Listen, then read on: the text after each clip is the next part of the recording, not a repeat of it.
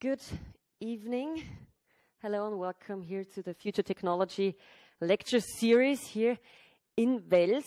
My name is Elisabeth Eidenberger. I'm head of online and digital media at the Upper Austrian newspaper Oberösterreichische Nachrichten, and I'm your host for this event tonight.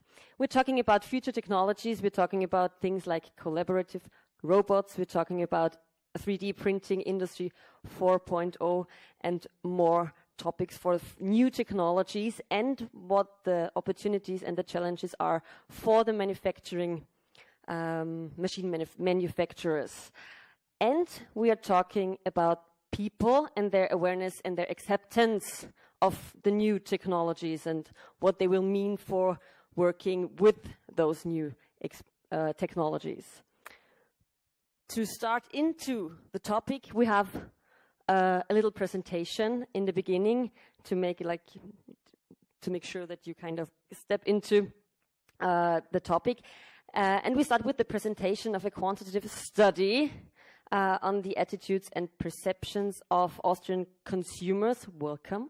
Towards the future technologies. And for that, please welcome Mrs. Fiona Schweitzer. She's Professor for Marketing and Market Research. Welcome.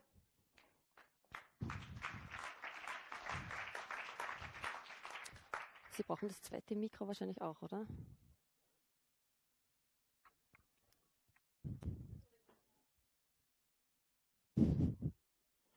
Okay, so it's double micro tonight.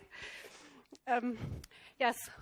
Welcome, good evening, and it's my pleasure to present you tonight the key results of a study that we have carried out recently. We wanted to know whether the general public is aware of such technology trends as collaborative robots, additive manufacturing, or frugal innovation, and we wanted to gauge the feelings and emotions of the general public towards these technologies. For this reason, we carried out a large-scale quantitative study in Austria with approximately 800 respondents. And the respondents were representative for the Austrian employable population regarding age, education, income, and other socio-demographic criteria. And first, we asked the respondents what they know about technologies and whether we asked them to indicate which of the technologies, of a list of different technologies, they have already heard of. And as you can see in the figure, the majority of the issues that we cover today, such as Internet of Things, collaborative robots, Industry 4.0, they are largely unknown. People are largely unaware of them. The only exception is 3D printing that they mentioned to be. Most of them claim they know about it. And further on, we also inquired about the general attitude towards technology, and the results we received were generally very positive. We received very positive feedback.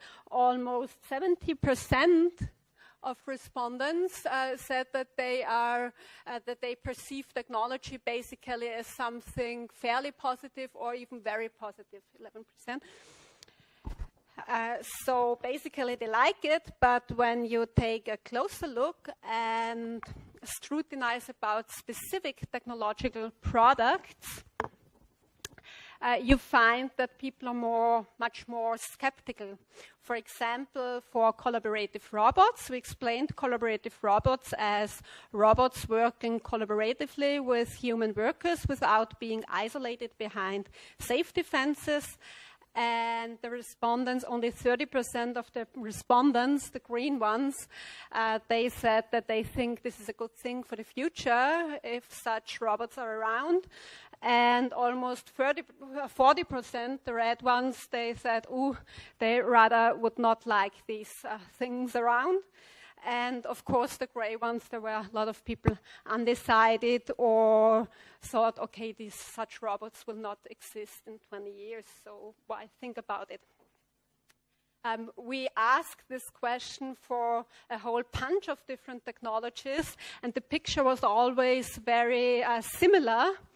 So we do now know a lot about what people do not want or do not like. But we thought it would be also nice to know what people want, what their hopes and what their wishes are. So we also asked in this context about specific products that they would wish to see in the future if they were realizable with future technology. And here the top 3 products that they would wish for were products that help to create jobs in Austria, products with a smaller impact on the environment than traditional products, and products that help to save energy in the household. Of course, this shows a lot about the value system, about the belief system of the people, but not necessarily of their purchase behavior and patterns, because otherwise, of course, for example, the top 2 issue, the environment, well, green products would have a by far higher market share if the values would be realized in consumption patterns. Anyway, finally, we also wanted to find out how people feel about Industry 4.0, and we explained what Industry 4.0 means. We explained the term in the following way: future factories where products, robots, machines, and engines communicate with each other. For example, the product informs that it needs blue painting, the robot that it is busy for the next 7 minutes, the engine of the drilling machine that it soon needs maintenance. And then we asked respondents to state whether they agree to a certain number of different statements. And here I have 4 statements. And if we look at the blue line first, the blue line were people that before mentioned that they have never heard of Industry 4.0, and they were very skeptical about these future factories. So they thought, well, these factories, whether they help to save resources and energy, they do not really think so, nor that the factories will improve working conditions. But they rather, the third one, they rather said, well, yes, all in all, these factories might destroy more jobs than they will create. And they said, well, thinking of these factories make them feel kind of uncomfortable. And if you now have a look at the red line, those who have already heard, who have already somehow been informed about Industry 4.0, they have a significantly more positive feeling about Industry 4.0. So it seems to help when people just get exposed to different issues and topics, then they see it receive it in a more positive way. So this was a very brief introduction or overview on future technologies as perceived by consumers. And now I am eager to hear how our experts perceive the challenges and opportunities.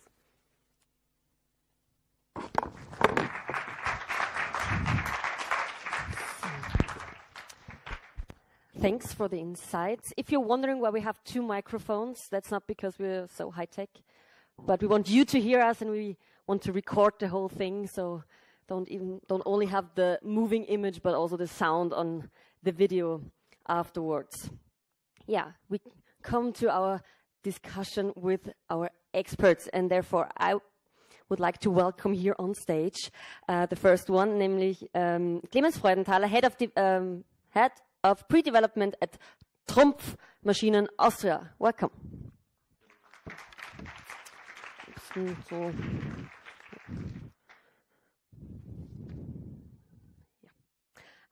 Next is Karl-Heinz Leitner.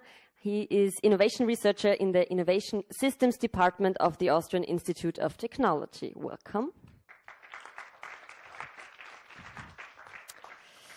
Next we have Michael Petrozelka. He is Head of Technology Development at Keba AG.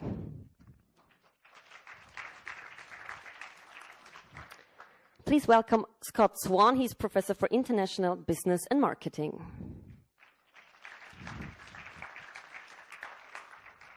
And last but not least, Michael Rabl, Head of Studies of Innovation and Product Management here at the University of Applied Sciences.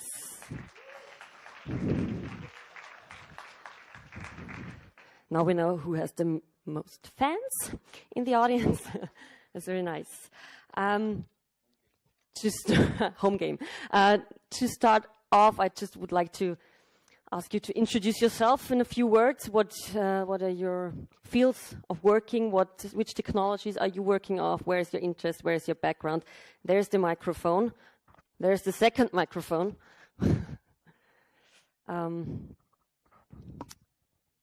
In which way? Maybe we start here with the guests.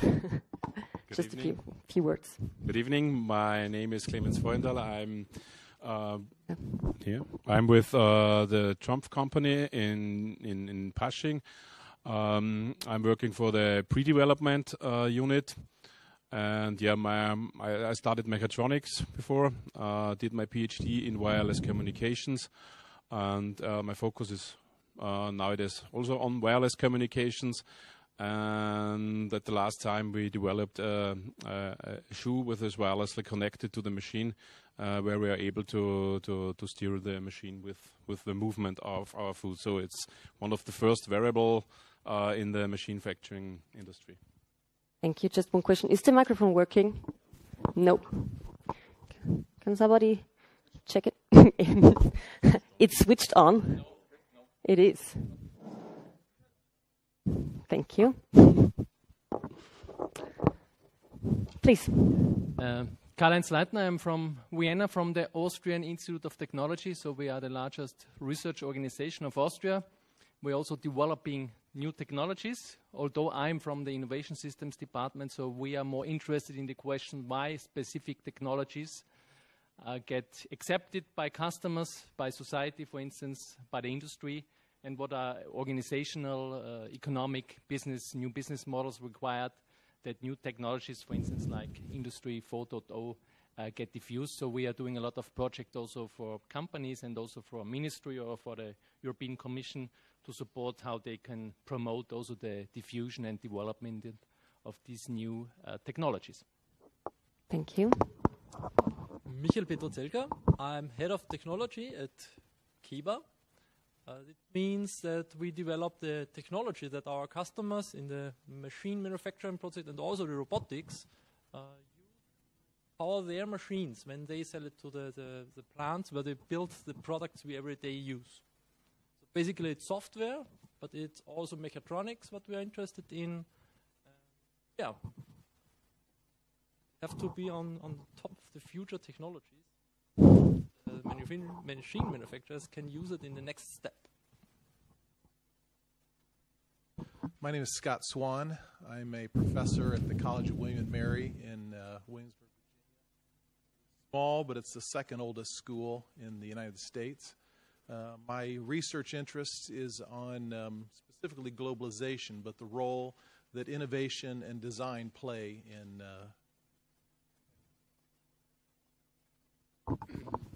My name is Michael Rabl. I'm head of the program Innovation and Product Management. It's an international program, master's degree program, and more than 70% international students. Many of them are here tonight. Thanks for coming. I'm very much interested in the application of rapid prototyping technologies in the front end of innovation, especially if it comes to the combination of all disciplines of mechatronics. That means not only manufacturing some things, but also make it smart. And therefore, I feel that this will be a very interesting discussion today. I hope so. Starting off, we just heard about the study presentation about the very low, actually, acceptance of new technologies, which surprised me. But what about you? Is it a surprise to you that the acceptance in the among the people is so low? Because it's like almost 40% said, "Oh no, collaborative robots, it's not my thing. I kind of a fear of those things." Maybe starting off with the two gentlemen coming from the companies who were working on new technologies directly for the people. I think that's normally with new technologies. So there is a lot of work to do for us to bring in the mind of them that this is a good thing, that we want to support the people with the collaborative robots, and that makes life easier. What would you say? From our experience, at the moment, the user does not feel that the robot assists him. Maybe there's a small gap when a box is coming to the robot, but it's not at the point where it should be. The robot says, I cannot do anything, so you have to go there and assist the robot. You don't feel that the robot helps you. You have to help the robot all the time, and you need to be an expert to program it. So the employee does not feel that he gets help. He should help the robot, which is not the way we want to work with a collaborative robot. This is something you have to help someone. You need help, so first thing is, I think the robot should help you and understand you. Communicate with it and not red light, go there and help him. That's basically the first problem we have to solve to get a better feeling with the people. But it seems to be quite a long way still that is to go. Maybe, but talking to machines is starting with the smartphones and so on. You can talk to Siri, and so maybe you can talk in the future to a robot and communicate with it. Mm-hmm. How long do you think will it take? Anyone? I guess. I don't know how long it will take, but I also think there is a level of competition. We feel like robots are taking our jobs. My general view is it's not that they're taking our jobs. There is competition with low labor countries in the world, and they can do things with low technology and very cheap labor to have high productivity. And the way that developed countries have high productivity is sophisticated, educated workers and technology. And so in many ways we aren't in competition. The way we compete with developing countries is to have robots and manufacturing abilities and technology that we can use to make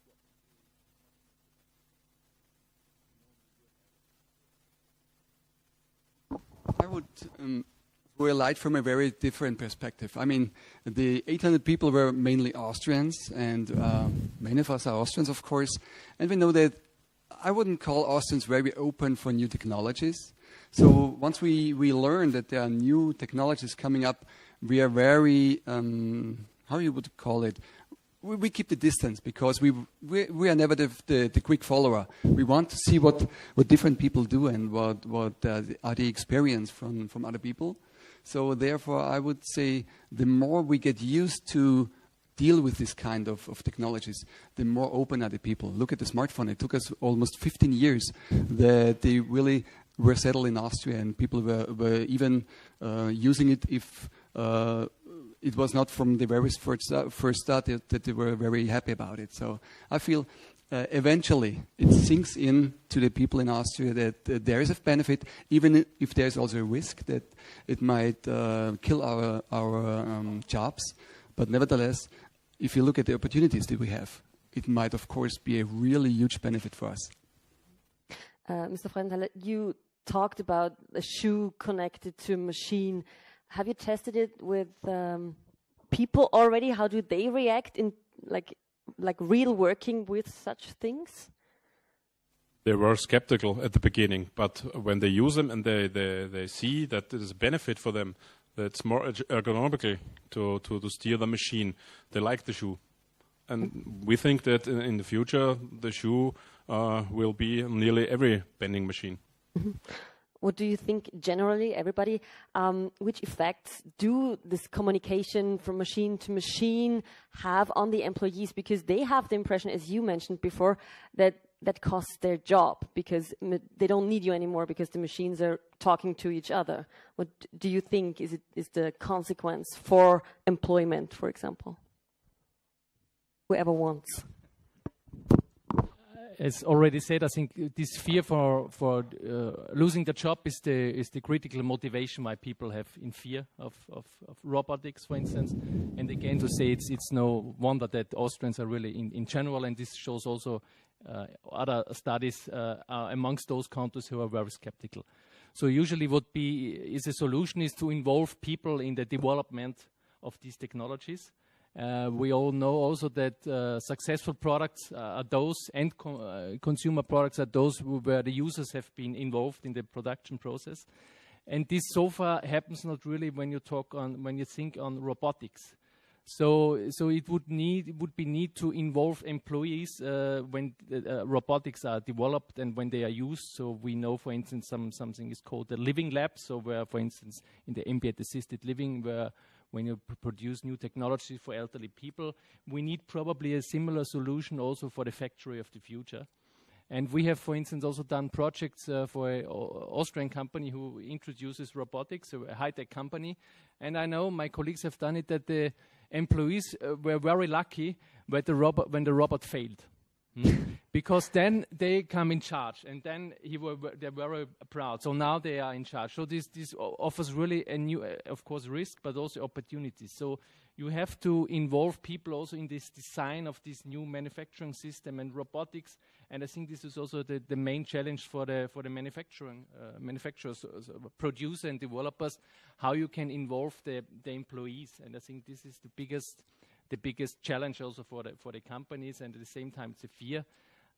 Probably we will later on also address this question, what does it really mean? For sure we know that it will kill jobs. I mean, robotics, we had this discussion also in the 70s where there were the fear for the robotics, but this is of course a new generation of robotics, interconnected to robotics. But for sure we can expect that we also will have a loss, so that some people, employees, will lose. And the question is, I think you also raised it in one question, whether there is a compensation and in which sectors and industry new jobs will be generated. And this will for sure be a disruptive change to some extent. Well, let's ask, are you involving the employees when you develop new things? Of course, of course. And how are you doing it? The program of the robot, for example, is today very, very an exciting job, because you have to learn at first how to program it, then you do all the teaching and the specialists so that the robot is working basically good, and if there's a failure you can maybe program something again. But when we now develop new ways to teach a robot, to interact with the robot, then we try to test it on basically or something like that. So you're very welcome at Keba to test on robots. Unlearned people to work with our machines, and we give them small challenges, and if they can do it naturally, then we think it's good. If they say, I don't know where I have to touch it, then we know that's not good. So basically I think if you can interact with something very naturally, like your smartphone, nobody has a fear for a smartphone, but you have a great fear for a big machine. Mm-hmm. So if it is something like game playing on the robot, then you maybe are less excited about using it and don't have a fear. Mm-hmm. Because you said talked about programming the thing. When we compare it, Industry 4.0 with the computer industry, for example, where the hardware producers kind of lose the revenues and the software producers increase the revenues because they can do more and more. Do you have the fear that the same thing could happen to the manufacturing industry, that the programming, the software will be more important than the hardware? I'm sure the software is more important now, because when I look at Keba and also other companies, the software departments are growing. growing more than the hardware departments. But this is not like we cannot sell our product. This is about to sell the technology, and the technology consists of software and hardware. And we have to include all these new technologies from also big companies like Google and so on, just to integrate it and work with it. Because it's good, because everybody has some new phone, smartphone, and why don't include it in the working process? People like it. So they are not afraid of maybe email again or something like that. Mm-hmm. So why don't use it at your machine, at your workplace, and so on?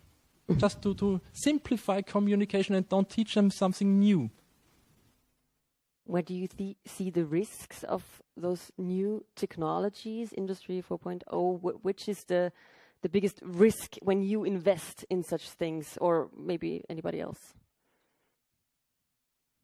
I would have had two more comments on what I have been said before. I think especially the Internet of Things is nothing which we have to be afraid of, because it's already here. Imagine you're working for a company, you're working in an office, you're really happy if the copy machine orders a new toner, orders a service, because then you can use the copy machine 24/7. You do not have to have anybody take care of it, even if it's a Saturday or a Sunday. So this is something which, of course, many people already appreciate. And on the other hand, what you said before, involving more the people, it's all around. We call it gamification. You do some contests, you do some official challenges, and people are really happy to contribute, many of them even for free, because it's just about reputation.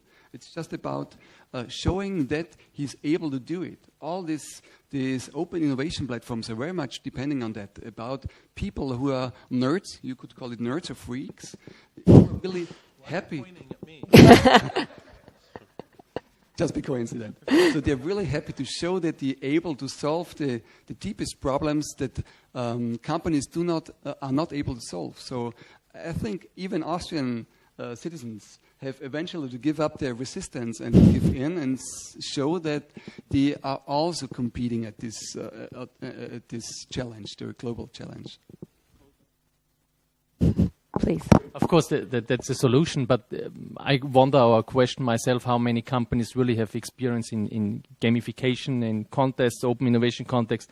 In particular, probably we have today very advanced and leading manufacturing companies, but we all know we have also smaller companies which have no idea and any experience, and I think to introduce such methods like gamification or open innovation requires also a lot of experience, and is also a risk, could be a risky exercise, and also may end up in a deeper also a problem for the company. So I think it's really also a challenge to, as you have said, make these technologies that you can experience them more, and that as nowadays we all love our mobile phones, and I know there are some tests and researches that also the employee of the future likes to have fun with his robots, and also has this experience when he uses the touch screen and so on. So, and of course, to some extent, we see it already, because nowadays also touch screen is a standard way used also in robotics or in manufacturing technology. So we see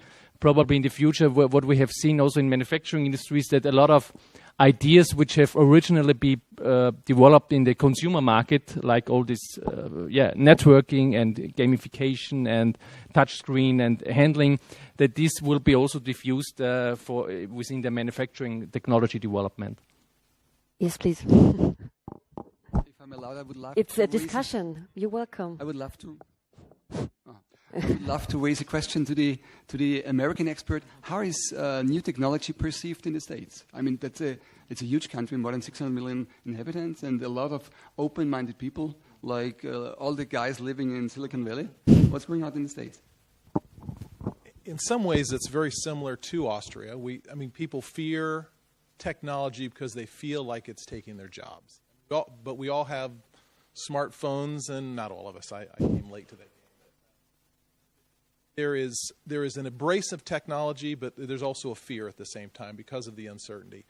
But I don't think it should be viewed as us fearing technology, because if we did not have technology in the U.S., if we did not have technology in Austria, you would not be making the money that you make in your jobs. So it is a reaction that it is a compliment to being able to hold your jobs because you're smart, you're educated, and you're able to handle that technology. And that culture, that system that you have here makes it necessary for you to be cooperating with robots or any technology out there. Because if it wasn't, you'd be making 12 cents an hour or $1 an hour or $1 a day, whatever those numbers are. So, it's not that robots are taking our jobs.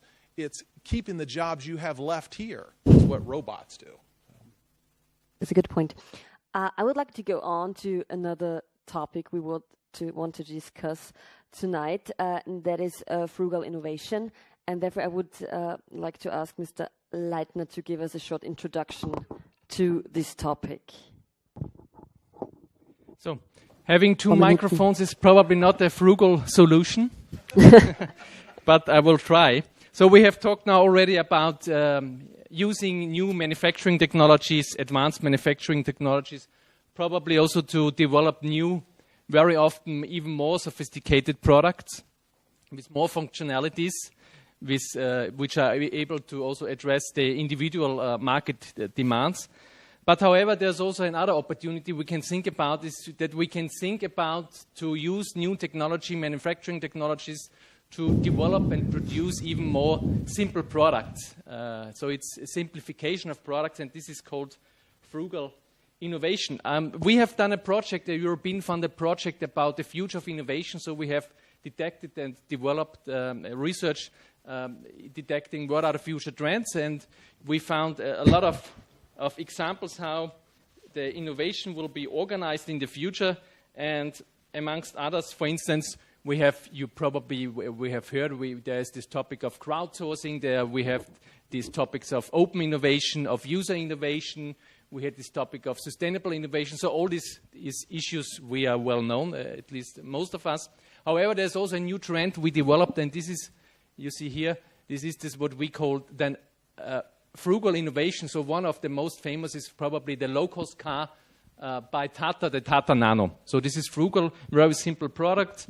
And so the idea is that there's a huge market potential for these simple products in these emerging countries. So sometimes these markets are also called, or this innovation, bottom of the pyramid innovation. So you serve the big markets which are growing today, and if we look at market figures, we see, or there are expectations that until the year 2030, the global middle class, so this is defined approximately, these are those people who earn $10 per day, will grow from currently 21 trillions to 56 trillions. So these are huge markets with very specific demands. And this demand, they do not have a demand probably for a very sophisticated iPhone. Probably they need a simple mobile phone. And this is producing these frugal products. And we see globally that mainly Westerly companies, but also companies, for instance, from China or India, have tried to develop with more or less success these very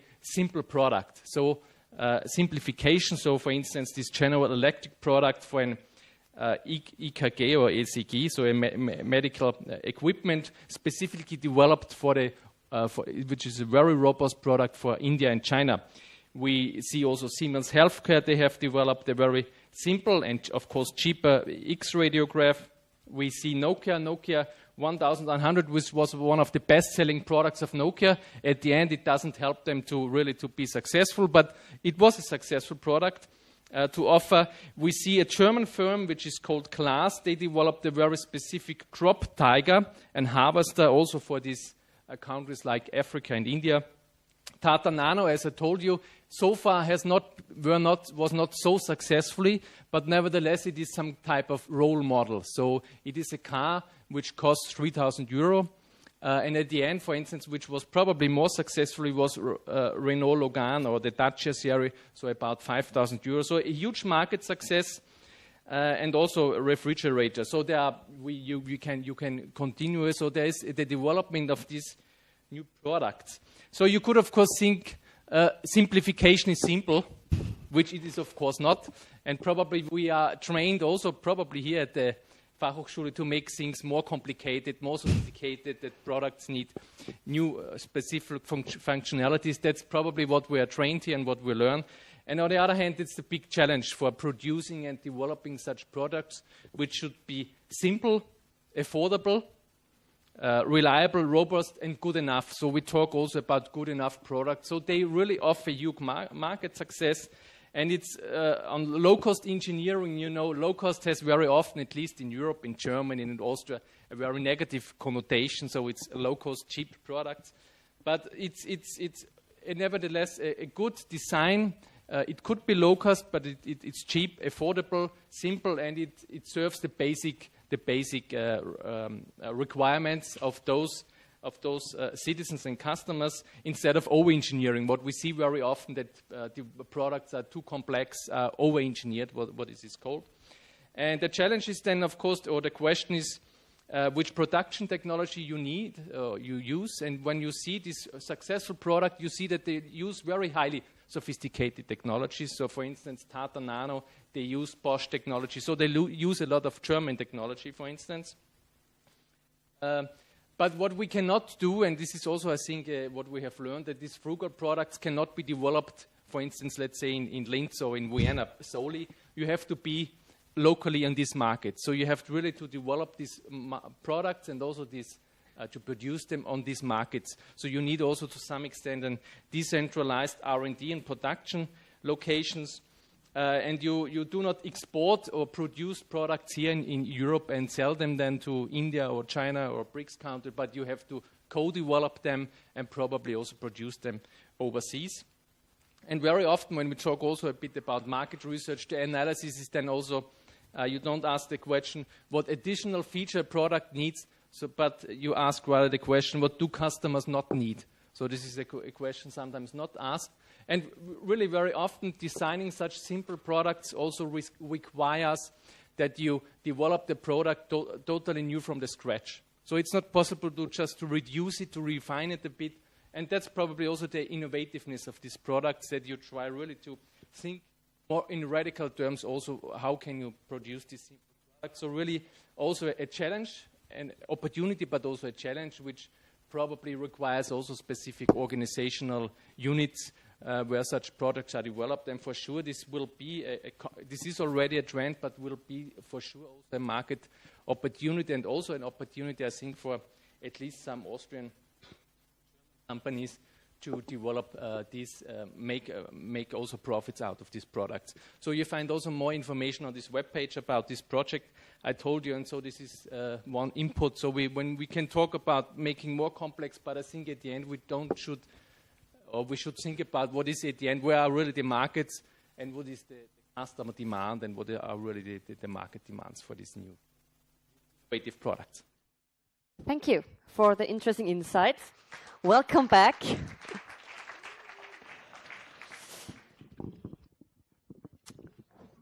Well, that is something new and very interesting, and I'm like really eager to discuss that. You already said it, that we're in Austria or Germany, we are so thrived to do more, to be more sophisticated with our products. Is it even possible that an Austrian company like does less than that and produces simpler products, is good enough products? Maybe in your perspective, have you ever thought about doing something less? Maybe, I don't know, whoever, you can start. I think they absolutely have done it a number of times. One of the first metal stamped machine guns made was in Germany, Austria, and so that actually led to some innovations with the AK-47, which is a great example of just good enough technology. I mean, it works well. It's not a great accurate gun, but it's used more often than any place else in the world. A Glock pistol, it's good enough. It's not the best pistol ever made, but it's innovative. It's market share in the United States. Technologies that are basic, good enough to do what they need to do. Good examples. Good enough ATMs or... Okay. Let's go back to industries. And there's one thing that we see in Europe especially is automotive industry, and at least in Middle Europe, they do not want to make just good enough.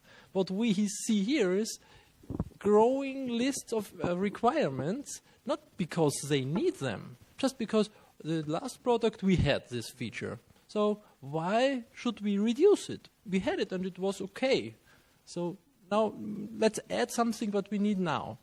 And that's a problem, of course, for all industry, for the machine manufacturer, for the controller designer, for the robot software and everything, because it's always growing, not because we need it. So if we could start over with a new product, with something completely new, then of course it would be possible. Or if there's a new market, but if we sell to the same customer again, basically it's growing. And that's a problem for Europe, I think. If we go to maybe India and they design a new Tata car, then of course they can start from fresh, if it is a good product or not. But that's the point, to have like more markets, new markets you can sell your products to. Of course. That's what robots may do. They do not start only in the industry. They start in the consumer electronics also. Maybe a hover or a mound lower robot. It's just a consumer robot, but it is a robot basically. It's a moving mobile platform. And if they increase, we have a new technology. To answer your question, why would you want to go less? Generally, designers through the history of the world found that they had to be more creative when they had limitations on themselves. So it's not that they prefer to do it. Most people would like to have as much money as possible. The problem with if you have as much money as possible, you spend it. And that creates a product that is much more expensive than it necessarily has to be, and it doesn't require creativity. It's easy to make things if you've got unlimited funds. When you look at NASA, I mean, they're just the things that they can do with unlimited funds, but they don't sell many of their spaceships. Sell things to consumers, you have to make it better and cheaper and smaller, and those are the things that drive you to be more creative, the limitations the market puts on you. And the other question is, how long can we go that path? Because if you look at China, I just read a report about a very popular mobile phone producer, smartphone producer. It's called Vivo, and they sell an iPhone. It's pretty much the same like an iPhone for less than 300 euros.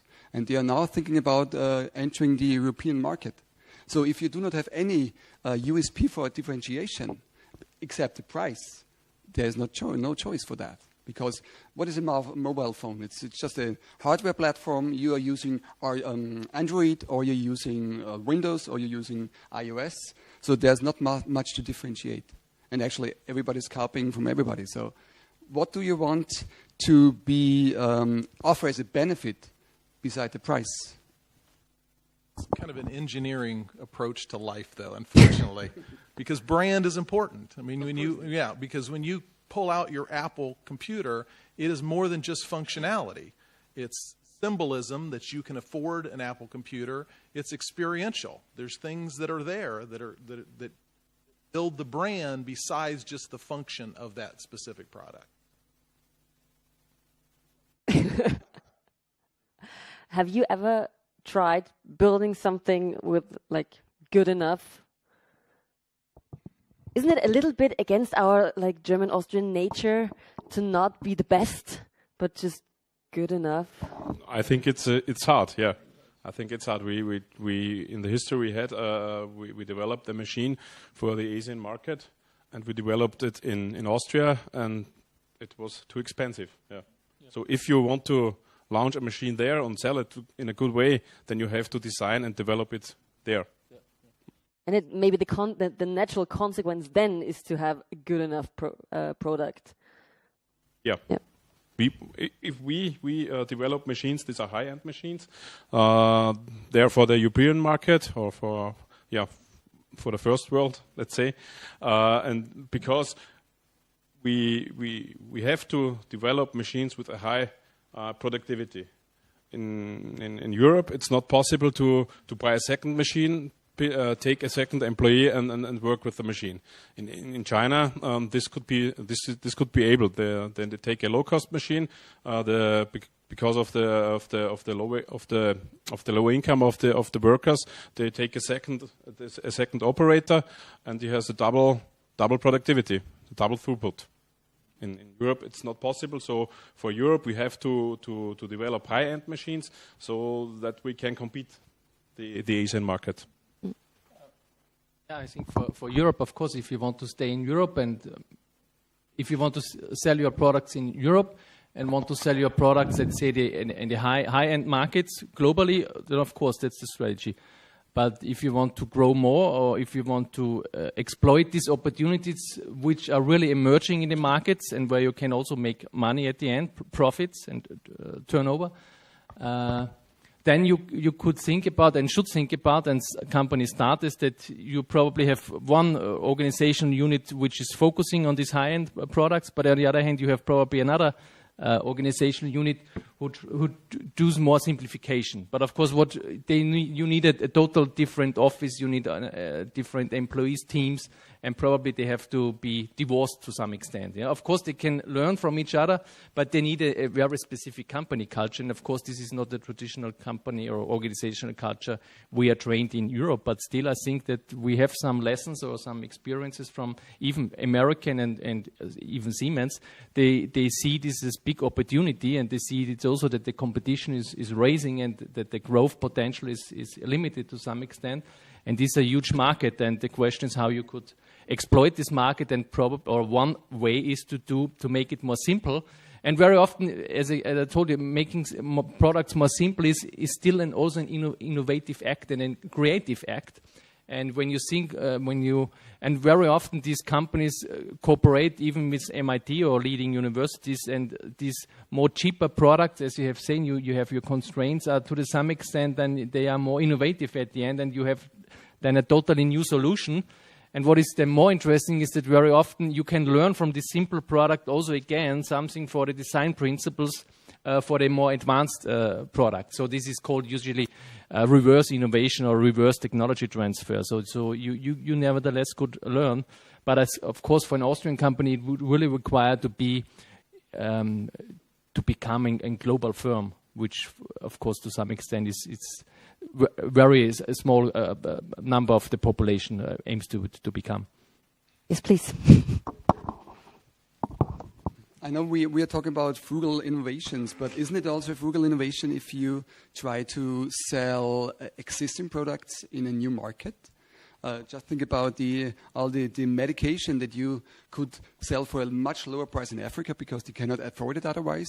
And a lot of huge pharmaceutical companies are looking into that. They are thinking about how can we reuse medication that we already invented 50 years ago, so they already paid off.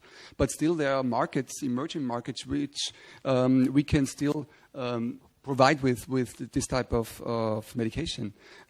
It's also maybe a question of social responsibility, because if we wait that these markets are up to our level, it will probably take forever.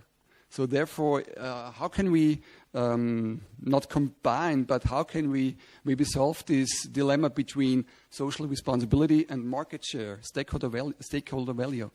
And the other thing that I wanted to mention is a lot of companies not only reinvent existing principles, but they just resell existing machines. They refurbish them and sell it to the emerging markets. It's a smart way. It's in the innovation literature, it's called the long tail. I have invented something and I sell it on a very low volume, but still there is some margin that I can earn. And therefore, from my point of view, it's also frugal innovations, which are more related to making business instead of making brand new innovations. Another question, because you were mentioning it before, who is best at carrying out frugal innovation, the small local firms or the big multinational companies? Is it maybe a chance for the smaller ones or an opportunity they could? When you look at the research, it's usually small companies. The problem that they have is they're required, because they're small and they have to be innovative to break through the marketplace. And then they need to partner with bigger firms because they just don't have access to the market. Distribution is very important. It's a big opportunity for small firms, firms that are under pressure, limitations on their resources. The way they can compete at all is with some level. And it can be the good enough one. Good. Well, let's go on to another topic because it's interesting, but still we have to keep up with the time, which is 3D printing. A huge topic, and as we saw before in the first presentation, people have heard of it, they kind of know it. You're the expert. Where is 3D printing most useful, in which areas of manufacturing it is already there, and where is the future? Where is 3D printing used? I mean, that's hard to answer because it's everywhere. I just read a report about GM, one of the biggest jet engines producers. So they are doing this, how's it called, turbines for the airplanes.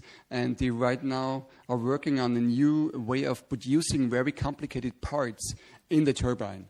And what you can see is they can not only reduce the number of parts that they have to assemble, but they can also increase the performance by the factor of 10. So that means they have a much higher power output by reducing the cost of production. So this is actually what we are seeing right now. Also NASA is doing a lot of in this respect. On the other hand, it's not the high-tech or rocket science industry which is looking at the 3D printing, but also every consumer. If you imagine you could materialize your idea that you have overnight during sleeping, and you just upload it somewhere to a company close to you, maybe in Linz or in Wales even, and they just print it out for you and send it back for a couple of euros. So therefore, if we talk about innovation, and I think this is the global context today, 3D printing, or the more common term is rapid prototyping technology, could really boost any idea that people are coming up with. And this is actually what you can see already in the market. There is a really famous scientist in the innovation community, von Hippel. He always talked about lead users, that are the users that are really coming up with new solutions for their own problems.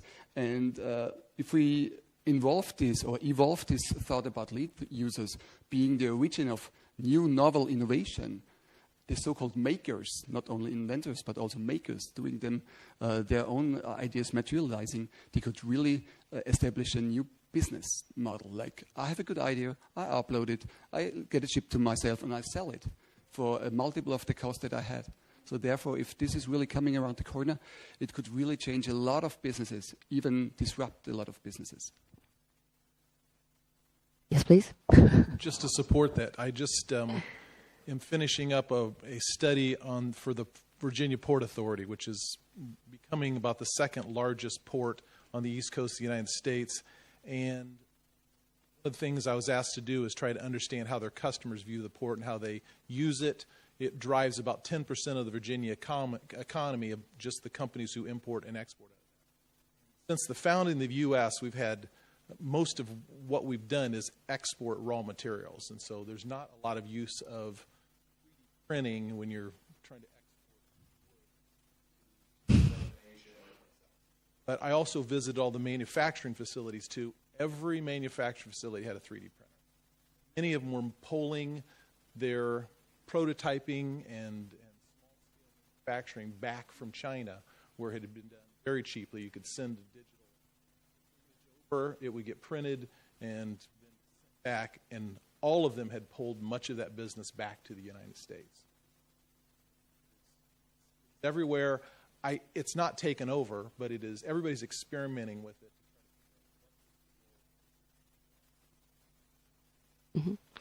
Mm-hmm. Did you experience already? Do you have a 3D printer in your and Of course. And how do you use it? Basically, it's for rapid prototyping. Okay. Because it's a very cheap way to get it fast. If you want to have something fast and you need for some weeks to get a new mold for some plastic parts and so on, it's not cheap anymore. So for tens or hundreds pieces, 3D printing is already there and we use it as a tool. But if you sell something in thousands and tens of thousands, then it's not cheap anymore, and also the high quality printers are very slow. So if you want to have a part, then you need some time. And there's something more. How do we integrate Internet of Things? Basically, it's a machined part, but we also have electronics and computer in our new devices. And so basically, maybe we need the next step in 3D printing, electronic printing. And this is basically not regularly used today. Some parts, of course, we do, and for rapid prototyping every day, but not for consumer products we sell a lot. Okay. What are your experiences? Your 3D printer? I have to fully agree. We have a 3D printer in our departure. We use it nearly every day for design process, developing process. But if we want to manufacture something with high quantities, nowadays it's not the way. It's not the best way. There's a technical limitation of the 3D printers? Limitation, we have one which prints plastics. So we are a sheet metal company, and the limits there are rather slow if you want a high quality. At the moment they are slow, and of course for prototyping and so on, but of course there are very fancy ideas where you already research where you can use 3D printing. It's not just for the plastic based products or molds, but also for people think about printing food. I've heard that we have today some sandwiches. I'm not sure whether you already printed them, but I know that they are very fancy ideas. So of course it offers huge opportunities. But how far away is that idea, for example, to have an idea? This is probably a bit again as when we started. It depends on the acceptance of the citizens, of the customer. Or obviously, printed meat tastes like a normal meat, and you don't recognize a difference if you don't know it. It's like the same when you compare Coke or Pepsi. I don't know. But it will depend. It will depend on the. It's very a difficult question. How the cities, how customers, and how we all, whether we could imagine it or not, and it could be very quickly. And at the end of the day, it's also the question who makes the business at the end. And I think when we talk about 3D printing so far, of course, if we all now use it for the prototyping, then I would say, okay, that's not so interesting question anymore, but the question is then if there's new dependencies, because nowadays mainly the companies who benefit most are those who are producing or are producing the very specific plastic. You need a very specific component, so I'm not an expert in this. So they are profiting, and of course the machine producers, and of course the new business models. So at the end is also the question who will benefit from it. Of course when we all buy it, but this will not be any longer a competitive advantage. And so again what we discussed again is the question of business models. How can you make a business out of making products more individual or quicker or whatsoever. And I think this is more hard work to think about. But yes, please. Again, a couple of more thoughts about that. If you talk about it's too expensive to afford such a machine, of course, it's maybe 100,000 up to 900,000. But if you remember when Xerox first entered the market, it was impossible to sell the copy machine because it was so expensive. But once they started the business model to sell the copies, they were very, very successful. So the customer didn't have to buy the machine, but just to pay for the sheets. On the other hand, again, it's around the corner. Barilla, you know this Barilla, the Italian noodle manufacturer, he's already doing that. He's already printing his noodles. So this is, I guess, not really something toxic or unusual because you cook them anyway, but they're already doing that. And there is also an Italian startup. They are now trying to print house, like a one-family house. So they have a really huge 3D printer and printing bricks. And therefore, this could be really a boost for the construction, because if you look at, think about regions where you do not have the infrastructure for having big trucks moving around and providing all the raw material, printing out could be a really nice option. On the other hand, and this is what I wanted originally to add to this discussion, it's about sustainability. If we look at the additive manufacturing, which we are right now talking about, that means we add small pieces together and build some prototypes or products. Usually you can reuse the stuff that you do not really use for the product itself. Usually it's out of bed and you use a laser or a binder, a glue, and just stick it together. So the rest of the whole structure, the powder that you don't need, you can reuse it. And if you compare it to the, is it called subtraction manufacturing? That means like drilling, milling, and whatever. Usually up to 95% of the raw material is waste. This is something which we have to really take into account, because if I can save 95% of my raw materials, that is not only money, that's also sustainability. Of course, we need also supporting structures and stuff like that if we talk about rapid prototyping. But again, that's something we have to take into account. And what we can see today, of course, if we talk about high volume, it's too slow, too expensive, whatever. But if we talk about complex structures, especially you have a sphere with a lot of supporting columns in the centerpieces, you usually cannot produce it on regular CNC machines. Therefore, I think these are very clear benefits that you can obtain from rapid prototyping, and this is, I see, the way that we have to follow. We're so enthusiastic about 3D printing. Aren't there any weaknesses? Yeah, I think there's, I'm not sure, the danger, weakness is, I'm skeptical, or it has to be discussed about this, whether it is more sustainable. Because if you think what people think in the future is also that, of course, you can print in the house, but there are some visions that, of course, we all will live in every 3 years in a new house. So at the end, this trend that you produce for every year, you print your new classes and your new cases or whatsoever. So this will, of course, offers also the opportunity that this general trend of individualization of products and society, that we produce and that we all produce our product, that we produce more and more products. So we will at the same time produce more and more of these plastic molds or whatsoever. So the question is then also of organization, of recycling, that this again will be reproduced. And I'm also not sure what the eco footprint of a 3D printer is, how much energy it needs. So I think there's also more research needed to see whether this is at the end really more sustainable. It could be more sustainable when you have less waste during production, but it could be more unsustainable, let's say, if you produce even more waste, which is then not in a proper sense recycled. So huge also challenges for recycle and product life cycle management and so on. And you know also that we had this idea of the paperless office also in the 80s and 90s. And again, I think there's much even more wood is we need more. And probably we think also it's more efficient. But at the end, it creates new demand because you can make your very specific products, also the individuals. So let's see. Maybe let's make, before we head over to the audience, because they want to ask their questions, but yes.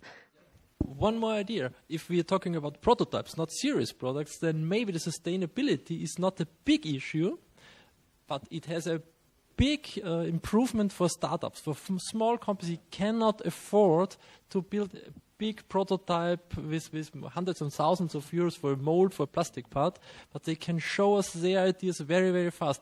Maybe individual persons can try it out because it's very, very cheap for the first part. And I think that is the opportunity for us, for the students and everyone who has an idea to show it and not to be afraid I have to have that much money to bring it to the world to show it someone. And that's the opportunity we have to use in Europe. Just one last question before, one of my last questions. Let's look into the future. What is 4D printing then? That's a nice buzzword. 4D printing is if you materialize a product on a very small scale, like a compressed product, and once you put it out of the bed of the 3D printer, it just expands. This is something... The expanding house. Like this, or expanding car even more than this. There is, of course, some potential behind that because, as we already heard, it's very expensive to produce high quality and high sustainable products. So you would then use less room, you would then use less material, and by expanding, you get the result that you like. There are, of course, some applications where we can think about that. Of course, there are some limitations. I'm really personally very interested how this idea will turn out because right now I just see it as a add-on and as a nice option and potential. But if it's really coming, I cannot really say at this time. Because we are talking about future technologies. It's your turn. If you have any questions to the gentleman here on the podium. Wants to ask a question? Please raise your hands and up. Yes, please. Just speak loudly or, yeah. I have a question concerning the aspects of the beginning. You said that the companies, the customers, the workers have concerns, they are afraid of these new technologies. So what should we do, or what should the companies do to improve this attitude, this opinion against these technologies? I give him my microphone, that's very dangerous. My solution is to involve the user. In that case, it's the future employee in the development process. So what we all know in this user innovation is also that we have to involve the future blue-collar worker also in the development process and design the product so that it to some extent also makes fun for him, that it generates some experience for him, and that he has not the fear, that the fears are that he can experience that there is not really a fear. So I think we should not think in the laboratory, think about how an optimal robot should look like, but we should test in a lab how you should redefine it, how you should design it. So it's more in prototyping together with the future users and employees. So it's co-design, which so far is mainly thought about for the end consumer products, but also for the machine producer. So it would mean that Trumpf and Keba do not cooperate with, of course, on the company level, but really that they involve in which they are to some, I'm sure to some extent already doing the blue collar worker. This would be my solution or answer, but probably you have other experience or. No, basically that's what I said. We invite some users to test it. But I would say it's not testing. It's more than testing. It's really involving and probably it's more than testing. So here's the product, test it. Yes, are you satisfied? Do you have still fear? I'm not sure. No. So it's really to involve them. And I think this is also, of course, a new challenge for employees, for their qualification, and so on. So it's really also empowerment of the worker. I think that's another area where you have leadership in your country too. There's a sense that the workers and management tends to work together much more in the U.S. In the U.S., it has historically been an antagonistic relationship, and that has not worked well for us. Thanks. Any other question? Yes, please. You want to speak loudly and scream, or? I think I can speak up. Please. My question, yeah. Thanks. My question is about how do you create a scenario for the future for incorporating robots into the workplace of the employees so it helps him and doesn't prevent him from his work. So he really is assisting. Are there any ideas already?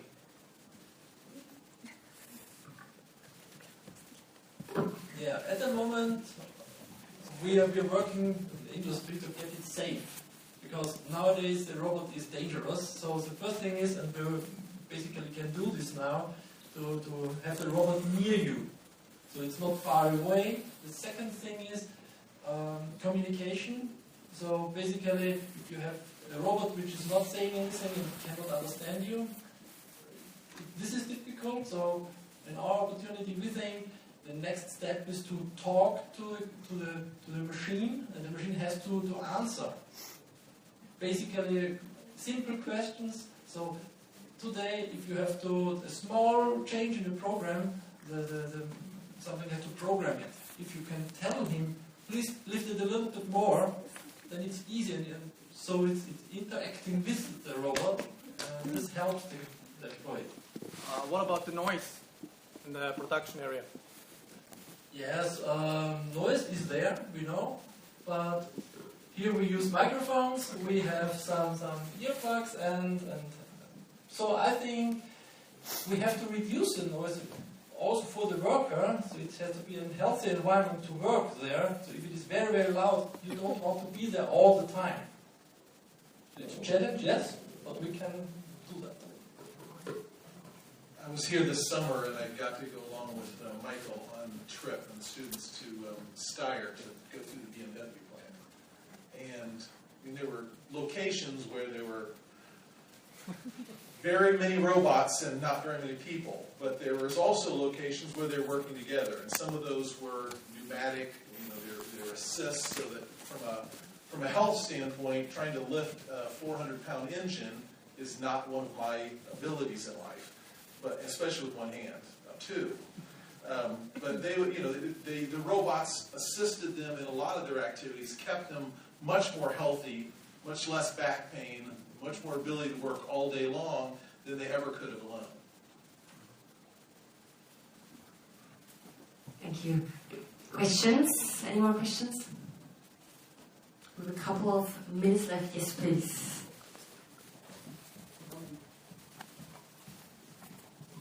I'm coming back to the very first beginning when you talked about the Internet of Things.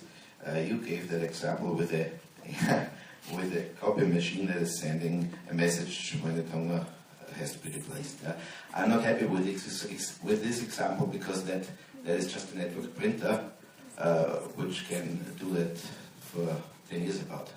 Could do that. In my understanding, Internet of Things means that any device that has a power supply or a battery pack is potentially connected to the Internet, and we are not there. But I would like to hear some opinions about the timeline and the security issues and the social impact we will see with that.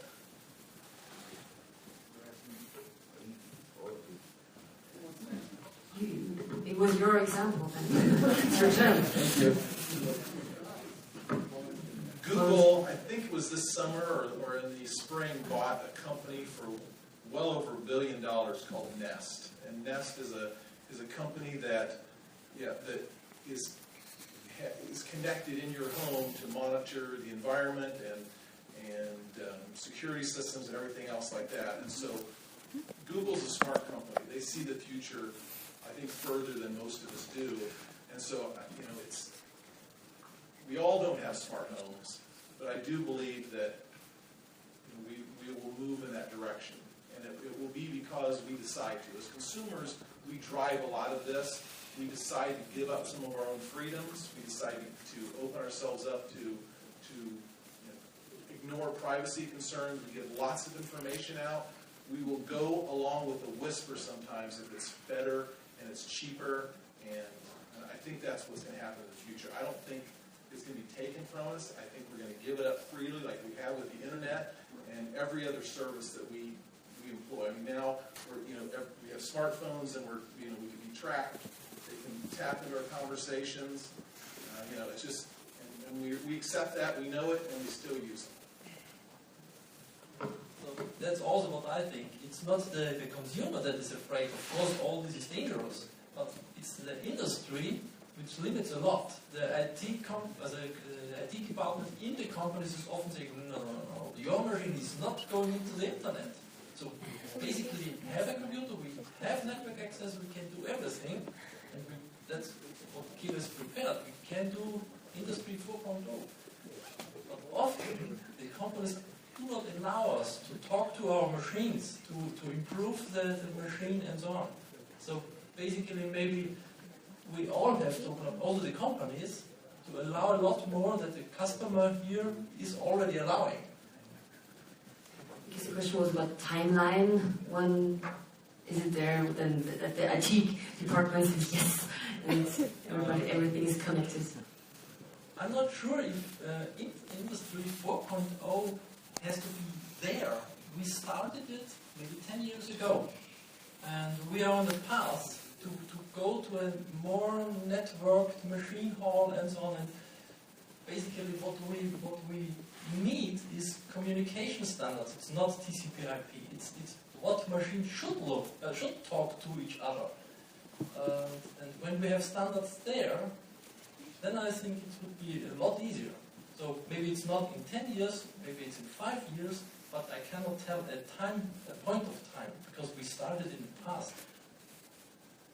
Thanks. Yes, please. My thoughts about that. When I love the States, everybody knows that. I really like to go shopping there, and if you do buy something like clothing, you will soon realize that every piece of clothing in the States has an RFID tag here, down here. It's right there where you can see this washing instructions. This is, of course, an RFID tag to prevent stealing, of course, but it's actually monitoring the production line of the whole clothing, from the producer of the garment to the tailor to the whatever you colorer or whatever, also the logistics. Of course, it's not Internet of Things, but it's the first step. It's no energy readout. It means it carries information, and everybody who got access to this information, to this device, can read it. So therefore, I would say, in certain areas in industry, I'm quite sure that we will see it within the next 2 or 3 years. It's always a question of cost and benefit. So there are, of course, various certain applications where we want to spend more money because it gives us some benefit. And what you said, Scott, I don't know if you're well aware that Google tracks everything. Who of you got an Android phone? Please raise your hands.